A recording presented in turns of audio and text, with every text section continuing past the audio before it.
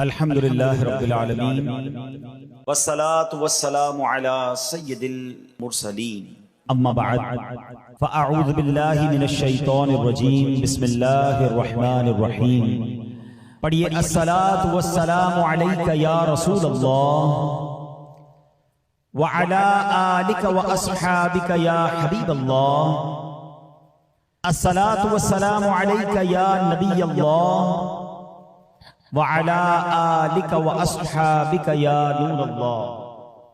درود پاک کے بے شمار فضائل و برکات ہیں۔ القول البدی میں ہے، حضرت ابو عباس احمد بن منصور رحمت اللہ تعالی علیہ کو انتقال کے بعد کسی نے خواب میں دیکھا کہ وہ سر پر موتیوں کا تاج سجائے، جنتی لباس میں ملبوس، شیراز کی جامع مسجد کے محراب میں کھڑے ہیں۔ خواب دیکھنے والے نے عرض کی ما فعل اللہ بکا، یعنی اللہ پاک نے آپ کے ساتھ کیا معاملہ فرمایا؟ تو فرمایا کہ میں کثرت سے درود شریف پڑھا کرتا تھا، یہی عمل کام آ گیا، اللہ پاک نے میری مغفرت فرما دی اور مجھے تاج پہنا کر جنت میں داخل کر دیا۔ کیا بات ہے درود پاک کی! آپ یقین کریں، اگر میں آپ سے یہ کہوں کہ زندگی میں ایک مسلمان ہونے کی حیثیت سے اگر آپ اپنی خواہشات، اپنی ڈیزائرز کیا کیا ہیں لکھیں ذرا، کہ مجھے دنیا میں کیا چاہیے، مجھے مرتے وقت کیا چاہیے، قبر میں کیا چاہیے، مرنے کے بعد محشر کے دن میں کیا چاہتا ہوں، کبھی اکیلے بیٹھے نا تو لکھیے گا، ٹھیک ہے؟ اور اب میں آپ کو بہت ساری حدیثوں کا کچھ نچوڑ پیش کرنے جا رہا ہوں، سنتے جائیے اور سبحان اللہ بھی کہتے جائیے۔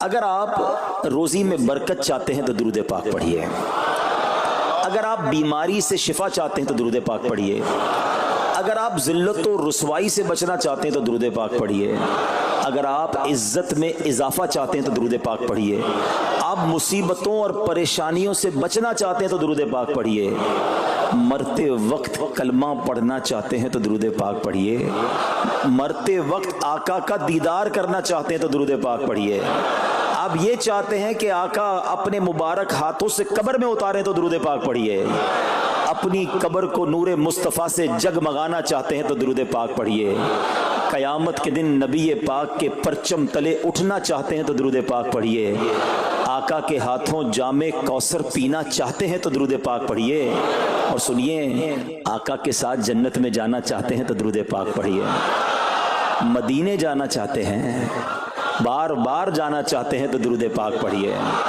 اور زندگی میں دیدار مصطفیٰ کرنا چاہتے ہیں تو درود پاک پڑھیے۔ کچھ باقی رہ گیا؟ اللہ اکبر یا رسول اللہ، مجھے بتائیے اور کچھ باقی رہ گیا ہے؟ ایک مسلمان ہونے کی حیثیت سے what ever I need in دنیا اور ان ہیئر آفٹر، دنیا اور آخرت میں جو کچھ چاہیے، روزی برکت والی، زندگی عزت والی، پریشانیاں دور ہو جائیں، بیماریاں دور ہو جائیں، ذلت اور رسوائی سے بچا رہوں، ایمان والی موت ملے، جب تک زندہ رہوں مدینے آتا جاتا رہوں، آقا کی دید کرتا رہوں، آقا جنت میں ساتھ لے جائیں۔ اب کچھ باقی بچتا ہے؟ اب یقین کریں میں نے اپنی طرف سے نہیں بتایا، یہ جن کا کچھ مطالعہ ہے تو ان کو یاد آ رہا ہوگا کہ اس ہر جملے کے پیچھے کوئی نہ کوئی ایک روایت یا کوئی نہ کوئی حدیث موجود ہے، یعنی یہ سارے انعامات دنیا کے، قبر کے، حشر کے، یہ سارے انعامات نبی پاک نے درود پاک کی فضیلت میں بیان فرما دیے ہیں۔ یہ ایسے ہی شاعر نے نہیں کہا کہ ہر درد کی دوا ہے، صلی علی محمد، تعویذ ہر بلا ہے، صلی علی محمد صلی اللہ علیہ وسلم۔ پھر کیوں نہیں پڑھتے؟ یعنی اتنے سارے مسئلے حل ہو جائیں ایک ہی وظیفے سے۔ لوگ پوچھتے رہتے ہیں کوئی وظیفہ بتا دیں، روزی میں برکت کا بتا دیں، پریشانی دور ہو جائے بتا دیں، مدینے کا کوئی وظیفہ بتا دیں، اور یہ سارے وظیفے درود پاک میں چھپے ہوئے ہیں۔ پکڑ لو نا درود پاک، پھر دیکھیں اس کی کیسی برکتیں آپ زندگی میں دیکھیں گے، آپ کا چہرہ شاش بشاش ہو جائے گا، آپ کی طبیعت فریش ہو جائے گی، آپ کو مزے کو مزہ آ جائے گا۔ بس درود پاک کی کثرت پڑھتے رہا کریں، پڑھتے رہا کریں، انشاءاللہ برکتیں ہی برکتیں۔ میں بھی نیت کروں، آپ بھی نیت کریں۔ ایک اور خوبصورت بات بتاؤں، جو بڑی خوبصورت آیت ہے، میں سمجھتا ہوں شاید دنیا بھر کے عاشقان رسول کو یہ کم از کم آیت تو سب کو یاد ہوگی۔ کون سی آیت؟ ان اللہ وملائکتہ یصلون علی النبی یا ایھا الذین آمنوا صلوا علیہ وسلموا تسلیما. مل کر درود پاک. اللہم صل علی سیدنا و مولانا محمد طب القلوب ودوائها وعافیت الابدان وشفائها ونور الابصار وضیائها وعلی آلہ وصحبہ وبارک وسلم. اب یہ جو آیت درود ہے نا شعبان کے مہینے میں نازل ہوئی ہے، تو چلو نیت کر لیں انشاءاللہ اب سے روزانہ کثرت سے درود پاک پڑھیں گے انشاءاللہ. آئیے مل کر محبت کے ساتھ ایک بار پھر درود پاک. صلو علی الحبیب صلی اللہ تعالی علی محمد صلی اللہ علیہ وسلم. مشہور صحابی حضرت ابو ہریرہ رضی اللہ تعالیٰ عنہ فرماتے ہیں کہ ایک مرتبہ میں رسول اکرم نور مجسم صلی اللہ تعالی علیہ وآلہ وسلم کی اقتداء میں نماز عشاء پڑھ کر واپس جا رہا تھا. میں نے دیکھا کہ ایک عورت اپنے آپ کو پوری طرح ڈھانپ کر سڑک کے ایک کنارے پر کھڑی ہے اور اس نے مجھے پکارا کہ اے ابو ہریرہ ذرا میری بات سنو. آپ کہتے ہیں میں قریب گیا، میں خلاصہ عرض کر رہا ہوں. تو اس عورت نے کہا کہ مجھ سے بہت بڑا گناہ ہو گیا ہے، کیا میری توبہ قبول ہوگی؟ حضرت ابو ہریرہ نے اس سے سوال کیا کہ کیا گناہ ہو گیا؟ اس نے گناہ کی تفصیل بتائی، کافی بڑا گناہ تھا. آپ نے کہا کہ تو ہلاک ہو گئی اور تو نے دوسروں کو بھی ہلاکت میں ڈال دیا، اتنا بڑا گناہ کیا، اب تم توبہ کی امید رکھتی ہو؟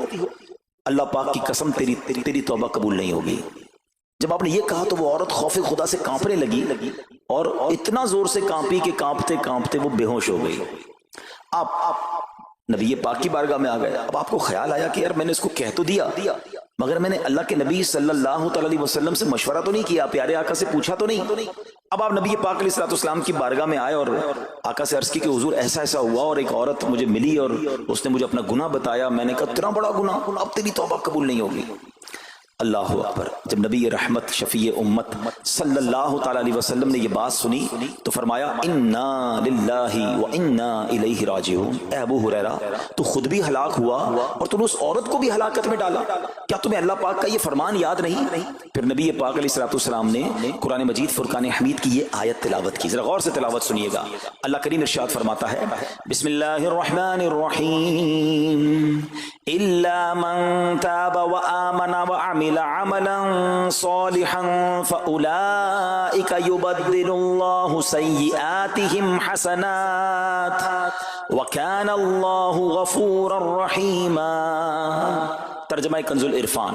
مگر جو توبہ کرے اور ایمان لائے اور اچھا کام کرے تو ایسوں کی برائیوں کو اللہ نیکیوں سے بدل دے گا اور اللہ بخشنے والا مہربان ہے. حضرت ابو ہریرہ نے جب یہ آیت کریمہ سنی اور پیارے آقا علیہ الصلوۃ والسلام کا یہ فرمان سنا تو آپ کو احساس ہوا کہ میں نے غلط مسئلہ بیان کر دیا ہے. آپ پر یہ احساس اتنا غالب ہو گیا کہ آپ مدینہ منورہ کی اب گلیوں میں آواز لگانے لگے. ایک عورت نے مجھ سے رات ایک مسئلہ پوچھا تھا، کوئی بتا سکتا ہے وہ عورت کون ہے؟ آپ سارا دن مدینے کی گلیوں میں آواز لگاتے رہے مجھے اس عورت کا پتہ بتاؤ جس نے مجھ سے مسئلہ پوچھا تھا. اب رات ہوئی تو وہ عورت آپ کو کل والی جگہ پر پھر کھڑی مل گئی. آپ فوراً اس عورت کے پاس پہنچے، اسے نبی پاک کا فرمان سنایا اور کہا تمہیں مبارک ہو، اگر تم توبہ کرو گی تو اللہ تمہاری توبہ قبول فرما لے گا. اب یہ عورت اتنی خوش ہوئی کہ مارے خوشی کے کہتی ہے کہ میرا ایک باغ ہے، میں نے اپنے گناہ کے کفارے میں وہ باغ راہ خدا میں صدقہ کر رہی ہوں. یہ پورا باغ ہے ابو ہریرہ میں اللہ کی راہ میں صدقہ کرتی ہوں. اللہ اکبر. اے میرے پیارے اسلامی بھائیو، اس ایک واقعے میں ہمارے لیے بہت کچھ ہے. پہلے تھوڑا سا تربیت کے مدنی پھول. ذرا سمجھیے کہ اتنی بڑی ہستی ہیں سیدنا ابو ہریرہ رضی اللہ تعالیٰ، لیکن جیسے انہیں پتا چلا کہ میں نے یہ مسئلہ تو بیان کر دیا ہے مگر نبی پاک علیہ الصلوۃ والسلام سے پہلے اس کا حکم تو پوچھ لیتا، یہ ہمیں کیا درس دے رہا ہے کہ بغیر علم کے اپنی طرف سے شرعی مسئلہ بیان نہیں کرنا چاہیے. جو بغیر علم کے دینی مسئلے بتاتا ہے وہ خود بھی ہلاک ہوتا ہے اور دوسروں کو بھی ہلاکت میں ڈالتا ہے. ہاں میں بتاتا ہوں نا اس کا مسئلے کا حل کیا، حالانکہ خود کہیں پڑھا نہیں ہوتا.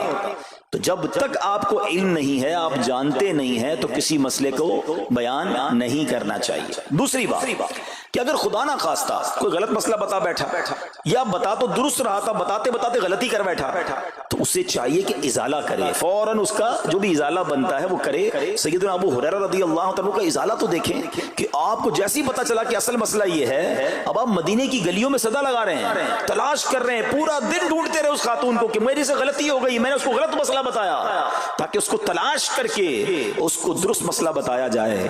اللہ اکبر، صحابہ کرام کی ادائیں بھی کتنی نرالی ہوتی ہیں، اللہ ان کا صدقہ عطا فرما دے۔ اب ہوتا کیا ہے کہ کبھی کوئی غلط مسئلہ بیان ہو گیا، یا بیان میں، مشورے میں، درس میں کوئی غلطی ہو گئی، غلطی پتہ چل جائے، اب شرم آتی ہے کہ کیسے کہوں مجھ سے غلطی ہو گئی ہے، میں تو اتنا بڑا مبلغ بن کے گیا تھا، میں نے تو جناب اتنے پبلک میں بیان کیا تھا، اب میں کیسے بتاؤں کہ جناب میں نے یہ غلط پڑھ دیا یا غلط بیان کر دیا۔ حضرت ابو ہریرہ سب سے زیادہ جن کو حدیثیں یاد ہے، مگر سچ بتائیں بات سمجھنے والی پتہ کیا ہے، جو لوگ یہ سمجھتے ہیں نا کہ یار غلطی ماننے سے عزت کم ہو جاتی ہے، سچ بتاؤ آج 1450 سال بعد حضرت ابو ہریرہ کا یہ واقعہ سن کے ہمارے دلوں میں ان کی عزت کم ہو رہی ہے، بڑھ رہی ہے؟ سمپل از دیٹ، غلطی ماننے سے انسان جو ہے وہ نیچا نہیں ہوتا۔ اللہ میرے پیر و مرشد کو سلامت رکھے، جن کی برکت سے لاکھوں علماء بن گئے ہیں، مگر آپ اپنے مدنی مذاکرے میں اپنے ساتھ علماء کرام، مفتیان کرام کو بٹھاتے ہیں، اور اگر کوئی توجہ دلاتا ہے تو لائیو چینل پر آپ فرماتے ہیں کہ یہ مسئلہ یوں نہیں یوں ہے، کوئی عزت کم نہیں ہوتی جناب۔ تو سبحان اللہ، دو باتیں سیکھنے کو ملی کہ پہلے بتانا ہی نہیں ہے، اگر نہیں آتا تو اپنی بڑائی مارنے کے لیے بندہ کہتے مجھے نہیں معلوم، واللہ عالم میں نہیں جانتا، اور اگر آپ کو لگتا ہے میں صحیح بتا رہا ہوں اور پھر بعد میں کوئی توجہ دلا دے کہ آپ نے غلطی کی ہے تو پھر اس کو بالکل مانے بھی اور اس کا ازالہ کریں۔ اچھا، اب علماء کرام نے بڑے پیارے طریقے بتائے، پہلے تو ظاہر یہ تھا کہ بھائی پبلک میں بیان کیا تو پبلک میں جا کر یا گلیوں میں جا کر آپ نے اعلان کیا، اب تو سوشل میڈیا کا زمانہ ہے، کوئی ویڈیو بنا کے ڈال رہے ہوتے ہیں، انسٹاگرام تو ٹویٹر تو پتہ نہیں کیا کیا چیزیں، موبائل فون، فیس بک، یوٹیوب، تو اب غلط غلط مسئلے لوگ شیئر کر رہے ہیں۔ ایک یہ بڑا مسئلہ پتہ کیا ہو گیا، ہمارے موبائل پہ جیسے ہی کوئی ویڈیو کلپ آیا، کسی کا بھی آیا یا کوئی پوسٹ آ گئی، کوئی فضیلت ہی آ گئی، نہ چیک کرنا ہے نہ کچھ کرنا ہے، اس کو فوراً فارورڈ کر دینا ہے، حالانکہ اس میں بعض اوقات غلط مسئلے ہوتے ہیں، بعض اوقات غلط حدیثیں ہوتی ہیں، ہمیں پتہ ہی نہیں ہوتا، ہم سمجھتے ہیں آگے شیئر کر دیں۔ اچھا، شیئر کرنے والوں کا بھی بڑا مسئلہ ہے، اگر کوئی وظیفہ، کوئی نفل، کوئی بھی چیز ہے، خود پڑھنی نہیں ہے، آگے 100 لوگوں کو بھیج دینی ہے، پہلے خود تو پڑھو۔ اچھا، خود بھی پڑھنے سے پہلے کہاں چیک کروایا؟ تو پلیز یہ شریعت کے معاملات ہیں، اس میں بڑی غلطی ہو سکتی ہے، تو اگر آپ کو کوئی بھی چیز شیئر کرنی ہے تو بیسٹ آپشن یہ ہے کہ دعوت اسلامی .net، یہ دعوت اسلامی کی ویب سائٹ ہے، اس پر ایک گیلری کا آپشن ہے، آپ وہاں جائیے، وہ مفتیان کرام سے چیک ہوئی پوسٹیں پڑی ہوئی ہیں، آپ وہاں سے پوسٹ اٹھائیں، اس کو شیئر کر دیں، بنداز کریں، کوئی ٹینشن نہیں ہے، کیونکہ وہ علماء نے چیک کی ہوئی ہے۔ مگر ہر آنے والی پوسٹ، ہر آنے والی ویڈیو کو آگے بڑھا دینا، تو مشورہ یہی ہے کہ یہ بڑا سخت معاملہ ہے، کیونکہ یاد رکھیے قرآن مجید فرقان حمید میں اللہ تعالیٰ ارشاد فرماتا ہے وَمَنْ أَظْلَمُ مِمَّنِ افْتَرَىٰ عَلَى اللَّهِ كَذِبًا، اور اس سے بڑھ کر ظالم کون جو اللہ پر جھوٹ باندھے۔ اچھا، اس کے بارے میں علماء فرماتے ہیں کہ اللہ پر جھوٹ باندھنے والا سب سے بڑا ظالم ہے۔ جب ہم کسی کو دینی مسئلہ بتاتے تو اس کا مطلب کیا ہوتا ہے کہ اللہ نے فرمایا یا اللہ کے حبیب علیہ السلام نے فرمایا، اس کا مطلب اگر وہ ایسا نہیں ہے تو یہ اللہ پر جھوٹ باندھنا ہو گیا نا۔ ہم نے تو کہا مجھے تو پتہ نہیں تھا، کسی نے پوسٹ بھیجی تھی، کسی نے بتایا تھا، اچھا میں نے کہیں سنا تھا۔ اب کئی لوگوں کی تو عادت پتہ کیا ہے، ان کے ساتھ بیٹھو نا تھوڑی دیر بعد کہیں گے اللہ یہ فرماتا ہے، اللہ نے قرآن میں یہ فرمایا، پوچھو کدھر فرمایا، بولا یہ نہیں پتا، اللہ قرآن میں یہ کہتا ہے۔ کہاں کہتا ہے بتاؤ نا، آیت دکھاؤ، اللہ نے فرمایا یہ کرنا چاہیے، کہاں فرمایا؟ اپنی طرف سے۔ اچھا، کیونکہ کہیں سنا تھا، کہیں دوستوں کی محفل میں آدھی بات یاد تھی، ارے ڈرنا چاہیے کہ میں کیسے کہہ دوں کہ اللہ نے فرمایا، میں کیسے کہہ دوں نبی پاک علیہ السلام نے فرمایا، جب یاد نہیں، پڑھا نہیں۔ امیر اہل سنت کی آپ نے احتیاط دیکھی ہے، آپ حدیث کی کتاب منگاتے ہیں کہ پورا دیکھ کر پڑھتے ہیں، مگر یہاں تو اپنی مرضی سے چل رہا ہے معاملہ۔ خدا کے واسطے ہم سمجھ رہے ثواب کما رہے ہیں، اور ایسا نہ ہو کہ گناہ جاریہ والے کام ہو رہے ہوں۔ تو میں نے آپ کو آسان حل بتا دیا کہ دعوت اسلامی کے جو آفیشیل سوشل میڈیا کے پیجز ہیں، اگر آپ کو شوق ہے تو وہاں سے کوئی پوسٹ اٹھا لیں، وہاں سے کوئی چیز اٹھائیں اور اس کو شیئر کریں، باقی خدا را ان کاموں کو اپنی مرضی سے آگے نہ کریں، کہیں ہم گناہ گار نہ ہوں۔ تو ایک بات تو ہمیں اس پورے واقعے سے سیدنا ابو ہریرہ رضی اللہ تعالیٰ کو جو انداز، آپ کی عاجزی، آپ کا ازالہ کرنا، آپ کا اس عورت کو تلاش کرنا، یہ سکھا رہا ہے کہ مسئلہ غلط بیان کرنا کتنا بڑا مسئلہ ہے۔ اللہ کرے کہ ہم اس کو سمجھیں۔ اب دوسری خوبصورت بات، آئے ہائے، عورت کا گناہ ہے، بڑا گناہ ہے، مگر نبی پاک نے جو آیت بیان فرما دی اور جو اس تک پیغام پہنچایا کہ توبہ کر لو، میرا رب توبہ قبول فرما لے گا۔ آئے ہائے میرے پیارے اسلامی بھائیو، کتنا ہی بڑا گناہ کیوں نہ ہو جائے، اللہ سے مایوس نہیں ہونا ہے، اس کی رحمت سے مایوس نہیں ہونا ہے، کیونکہ میرے آقا مدینے والے مصطفیٰ صلی اللہ تعالی علیہ وسلم فرماتے ہیں التائب من الذنب کمن لا ذنب لہ، گناہوں سے توبہ کرنے والا ایسا ہے جیسا اس نے گناہ کیا ہی نہیں ہے۔ ختم, null and void, deleted. یہ اتنی بڑی اللہ کی رحمت ہے کہ بس سچی توبہ ہو جائے نا, اللہ اس کو سارے اس کے گناہ معاف فرما دیتا ہے. حضرت عبداللہ ابن عبید رحمت اللہ تعالی سے روایت ہے, فرماتے ہیں کہ اللہ پاک کے نبی اور ہم سب انسانوں کے والد محترم حضرت آدم علیہ الصلوۃ والسلام نے اللہ پاک کی بارگاہ میں عرض کی, اے رب عز و جل, تو نے شیطان کو میرا دشمن بنایا ہے لیکن میری اولاد اس کا مقابلہ کرنے کی طاقت نہیں رکھتی. تو اللہ پاک نے فرمایا, اے آدم, آپ کی اولاد میں قیامت تک جو بھی انسان پیدا ہوگا میں اس کے ساتھ ایک محافظ فرشتہ مقرر فرما دوں گا جو انسان کے لیے شیطان کی جو چال ہے اس سے اس کی حفاظت کرے گا. حضرت آدم علیہ الصلوۃ والسلام نے عرض کی, مولا مزید کرم فرما. اللہ پاک نے فرمایا, اے آدم, آپ کی اولاد کو ایک نیکی کا اجر 10 گنا ملے گا. نیکی ایک کریں گے, اجر ملٹیپلائی بائی 10 ہو جائے گا. اور پھر اللہ نے فرمایا اس پہ مزید بڑھاؤں گا, جبکہ گناہ کوئی ایک کرے گا تو اس کے نامہ اعمال میں ایک ہی گناہ لکھا جائے گا. اللہ کی شان دیکھو, ایک نیکی اجر 10 گنا, گناہ ایک لکھا بھی ایک جائے گا. حضرت آدم علیہ الصلوۃ والسلام نے عرض کی, مولا اور کرم کر دے.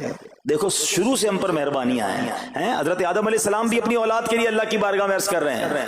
اللہ پاک نے فرمایا, اے آدم, جب تک روح انسان کے بدن میں رہے گی میں اس کی توبہ قبول کرتا رہوں گا. جب تک زندہ ہے نا, جب تک توبہ کر لے اس کی توبہ قبول ہو جائے گی.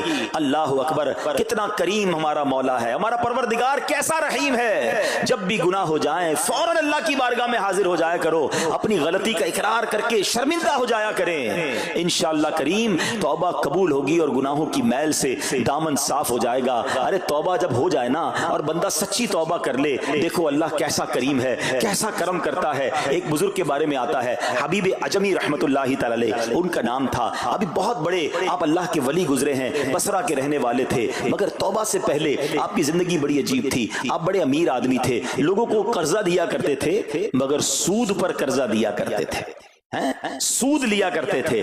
حال ایسا تھا کہ جب کسی سے سود لینے جاتے تھے یا قرضہ لینے جاتے تھے, وہ پیسہ نہ دیتا, لیٹ ہو جاتا تو اس سے جرمانہ وصول کر لیا کرتے تھے. ایک مرتبہ ایک مقروض کے دروازے پر گئے, وہ مقروض تو گھر پہ نہیں تھا, اس کی بیوی تھی. تو کہا میرا شوہر تو آج گھر پر نہیں ہے, نہ ہی میرے پاس رقم ہے کہ آپ کو دوں. آپ نے کہا مجھے تو چاہیے, کچھ نہ کچھ تو جرمانہ دینا ہوگا.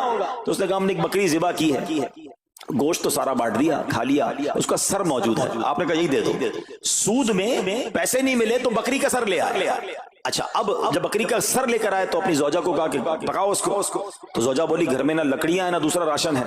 چنانچہ اب لکڑیاں اور دوسرا راشن وغیرہ بھی دیگر مقروضوں کے گھر گئے اور وہاں سے سود میں کسی سے لکڑیاں پکڑ لی, کسی سے دوسرا راشن مسالہ وغیرہ چیزیں پکڑ لی, وہ بھی لے آئے. لو پکاؤ. اب زوجہ نے ہانڈی بنائی, ابھی کھانا تیار ہو رہا تھا کہ اتنے میں ایک بھکاری آ گیا. حضرت حبیب عجمی نے اس وقت تو توبہ نہیں کی تھی, اس بھکاری کو بھی باتیں سنا کر نکال دیا, گھر سے نکال دیا. اب کھانا تیار ہو گیا, کھانے کے لیے بیٹھے, مگر جیسے ہی زوجہ نے ہانڈی کا ڈھکن اٹھایا نا تو وہ سالن جو تھا بکری کے سر کی بجائے پورا سالن خون سے بھرا ہوا تھا. زوجہ نے پکار کر کہا کہ دیکھو تمہارے اعمال کا نتیجہ, تمہاری کنجوسی کا نتیجہ, پوری ہانڈی خون سے بھری ہوئی ہے, سود کا مال تھا نا. اب ہانڈی کا یوں خون میں بدل جانا آپ کے دل پر بڑی تنبیہ ہوئی, بڑا اثر ہوا کہ یہ میں کیا کر رہا ہوں, میں کون سی روزی کما رہا ہوں. اللہ سے جنگ ہے نا سود کا کام کرنے والا, وہ تمام لوگ سوچیں جو سود کا کام کرتے ہیں. اب جب آپ کے دل پہ چوٹ لگی تو آپ نے اب توبہ کرنے کا ارادہ کیا کہ بہت ہو گیا, اللہ کو بڑا ناراض کر لیا. تو آپ حضرت حبیب عجمی اب باہر نکلے کہ حضرت امام حسن بصری کی بارگاہ میں جاتے ہیں اور وہاں جا کر توبہ کرتے ہیں. مگر جیسے ہی اب باہر نکلے نا تو کچھ بچے کھیل رہے تھے, کھیلتے ہوئے بچے نے آواز لگائی جلدی سائڈ پہ ہو جاؤ, دور ہو جاؤ, حبیب عجمی سود خور آ رہا ہے, کہیں ایسا نہ ہو کہ اس کے قدموں کی دھول ہم پر پڑے اور ہم بھی بدبخت ہو جائے. پھر دل پر چوٹ لگی کہ یار بچہ مجھ سے نفرت کرتا ہے, ایسا کام کرتا ہوں میں, اللہ بھی ناراض, اللہ کے بندے بھی ناراض, اور دل پر چوٹ لگی. حضرت حسن بصری رحمت اللہ تعالی کی خدمت میں گئے, بڑی سچی توبہ کی, اللہ کو راضی کرنے کے لیے پکی نیت کی. ابھی توبہ کی ہے, کوئی بڑی نیکیاں نہیں کر لی. واپس آ رہے ہیں, جیسے واپس آ رہے ہیں تو دیکھا کہ وہی بچے کھیل رہے ہیں. اب ان بچوں میں کسی نے آپ کو دیکھا تو کہا کہ اب حبیب توبہ کر کے آ رہے ہیں, دور ہو جاؤ, کہیں ہمارے قدموں کی دھول ان پر نہ پڑ جائے تو ہم گناہگار نہ ہو جائیں. تھوڑی دیر پہلے یہ بچے کہہ رہے ہیں کہ دور ہو جاؤ, ان کی دھول پڑ گئی تو ہم بدبخت ہو جائیں گے, سود خور جا رہا. ارے ابھی توبہ کی ہے, اور اللہ نے اپنے بندوں اور مخلوق کے دل میں کیسی محبت ڈال دی کہ بچے کہہ رہے ہیں دور ہو جاؤ، ہمارے قدموں کی دھول حضرت حبیب پر نہ پڑ جائے، ہم گناہگار نہ ہو جائیں۔ اب جناب بڑا دل پہ اور اثر ہوا کہ مالک تیری قدرت، ابھی تو توبہ کی ہے اور میری نیک نامی کا اعلان تو نے اپنی مخلوق سے کروا دیا، سب کے حقوق ادا کیے، سودی لین دین تھا سب ختم کیا، اللہ پاک کی عبادت میں مصروف ہو گئے، اللہ نے ولایت کا سرتاج بنا دیا، اپنا ولی بنا دیا۔ اے میرے پیارے اسلامی بھائیوں، یہ ہے توبہ۔ اللہ اکبر۔ اے میرے پیارے اسلامی بھائیوں، پتہ یہ چلا کہ عزت دوبارہ مل جاتی ہے، شرط صرف ایک ہے کہ آدمی صحیح راستہ اختیار کر لے۔ اولیاء کرام کی سیرت پڑھ کر دیکھیں، ہزاروں اولیاء کرام ایسے ہیں جو توبہ سے پہلے گناہوں میں مشغول تھے، معاشرے میں انہیں بری نگاہ سے دیکھا جاتا تھا، لوگ ان سے نفرت کیا کرتے تھے، مگر جب اللہ کی طرف آ گئے تو کیا کمال ہوا کہ اب جناب لوگوں کے دلوں میں تو دلوں میں، جانوروں کے دلوں میں بھی اللہ نے اپنی مخلوق کے دلوں میں ان کی عزت ڈال دی، کیونکہ عزت کس کے پاس ہے؟ رب کے پاس ہے۔ دلوں کا اختیار کس کے پاس ہے؟ وہ رب کے پاس ہے۔ آسمان ولایت کا ایک اور چمکتا ستارہ حضرت فضیل بن عیاض رحمت اللہ تعالی علیہ توبہ سے پہلے ڈاکو تھے۔ جی ہاں، آپ کتنا بڑا نام ہے ولیوں میں، مگر آپ ایک ڈاکو تھے، اور یہ کوئی کہانی نہیں، واقعی حقیقت ہے کہ رات کو جب بچہ سوتا نہیں تھا تو مائیں کہا کرتی تھی بیٹا سو جاؤ ورنہ فضیل ڈاکو آ جائے گا۔ جس راستے پر آپ ہوتے تھے لوگ ڈر کے مارے اس راستے سے نہیں گزرتے تھے، مگر جب آپ نے توبہ کی، جن کا مال لوٹا تھا واپس کیا اور سارے حقوق ادا کیے، نیک کاموں میں مصروف ہو گئے، اللہ کی عبادت میں لگ گئے، حضرت فضیل بن عیاض نے وہ وقت بھی دیکھا کہ وقت کا بادشاہ کے دروازے پر کھڑا تھا اور انتہائی عاجزی سے عرض کر رہا ہے کہ حضور ملاقات کا وقت عطا فرما دیجئے۔ اللہ کی راہ پہ جو چل پڑے، سچی توبہ کر لے، اللہ پھر کیسی عزت عطا فرماتا ہے۔ حضرت بشر حافی کا واقعہ آپ کو یاد ہوگا، آپ توبہ سے پہلے شرابی تھے، شراب کے نشے میں دھت رہا کرتے تھے۔ بڑا خوبصورت واقعہ ہے کہ اللہ کے نام کی جب آپ نے تعظیم کی اور آپ کو یہ پیغام ملا کہ اے بشر تم نے ہمارے نام کو بلند کیا، ہم تمہارے نام کو بلند کریں گے، آپ نے توبہ کی، عبادت میں لگ گئے۔ اللہ تعالیٰ کی معرفت کا عالم یہ تھا کہ آپ ننگے پیر رہا کرتے تھے۔ حافی کہتے ننگے پیر رہنے والوں کو، اب جب آپ ننگے پیر گلیوں میں گھوما کرتے تو اس شہر کے جانور راستے پر نجاست نہیں کرتے تھے۔ کیوں نہیں کرتے تھے؟ کہ حضرت بشر ننگے پاؤں رہتے ہیں، کہیں ان کے پیر گندے نہ ہو جائیں۔ ارے وہ شخص جو توبہ سے پہلے شرابی ہے، اب جانور بھی ادب کر رہے ہیں، بلکہ عالم یہ تھا کہ ایک چرواہے کے ایک جانور نے راستے پر گندگی کر دی تو اس نے کہا ہو نہ ہو لگتا ہے حضرت بشر کا انتقال ہو گیا ہے۔ جب معلوم کیا تو پتا چلا کہ ہاں حضرت بشر حافی کا انتقال ہو گیا۔ اللہ اکبر، گویا اللہ نے جانوروں کے دلوں کے اندر بھی ان کی عزت ڈال دی، کیونکہ انہوں نے رب کی بارگاہ میں سر جھکایا، انہوں نے دنیا والوں کی پرواہ نہ کی، انہوں نے رب کو راضی کرنے کی فکر کی۔ اے میرے پیارے اسلامی بھائیوں، یہ خیال دل سے نکال دو کہ جناب عزت پیسے سے ملتی ہے، عزت شہرت سے ملتی ہے، جناب سوٹ بوٹ ہو، ذرا اچھے کپڑے پہنوں، اچھی جناب لگژری گاڑی سے اتروں گا تب عزت ملے گی، ارے جناب مہنگا موبائل ہاتھ میں ہوگا تب عزت ملے گی، عالی شان کوٹھیوں میں رہوں گا تب عزت ملے گی۔ یہ بھول ہے تمہاری۔ آؤ قرآن کیا کہتا ہے، عزت کہاں سے ملے گی، عزت کس کو ملتی ہے؟ اللہ قرآن میں فرماتا ہے من کان یرید العزت فللہ العزت جمیعا۔ اللہ کہتا ہے، قرآن فرماتا ہے جو عزت کا طلبگار ہو تو ساری عزت اللہ ہی کے پاس ہے، ساری عزت اللہ کے پاس ہے۔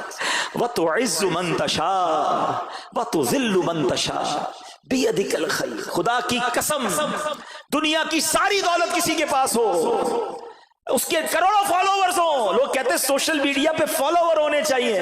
آج کل تو کسی کا مرتبہ چیک کیسے ہوتا ہے؟ چیک تو کرو اس کے پیج پر اس کو چاہنے والے کتنے ہیں۔ لوگ بتاتے ہیں میرے اتنے ملین فالوورز ہیں، اتنے لاکھ مجھے دیکھنے والے ہیں۔ میں ان سب سے پوچھتا ہوں جن کے کروڑوں فالوورز ہیں، تمہارے فالوورز تمہیں دیکھنے والے گناہ کی وجہ سے ہیں یا نیکی کی وجہ سے ہیں؟ کبھی سوچا کہ 1 کروڑ لوگ تمہیں دیکھتے ہیں مگر تمہارا ناچ گانا دیکھتے ہیں، تمہاری بے حیائی دیکھتے ہیں، اور وہ جب بھی دیکھتے ہیں سارا گناہ تمہیں بھی ملتا ہے۔ یہ کیوں نہیں سوچتے کہ یہ فالوورشپ کیا کرنی ہے؟ یار میرے اتنے فالوور، میرے اتنے چاہنے والے، میرے پاس اتنا پیسہ، ساری دنیا تمہیں چاہے اور رب نہ چاہے نا، سب برباد ہو جائے گا۔ ہاں جب رب نے چاہنا ہے ذلیل و خوار ہو جاتا ہے انسان، اور رب نے جس کے مقدر میں عزت لکھی ہے نا اسے ایسا عروج عطا فرماتا ہے۔ بتاؤ نا کون سا یوٹیوب، کون سا فیس بک تھا خواجہ غریب نواز کے زمانے میں؟ لوگ کہتے اتنے ملین فالوور، میں بتاتا ہوں دنیا کا کون سا مسلمان ہے جو میرے خواجہ غریب نواز کو فالو نہیں کرتا؟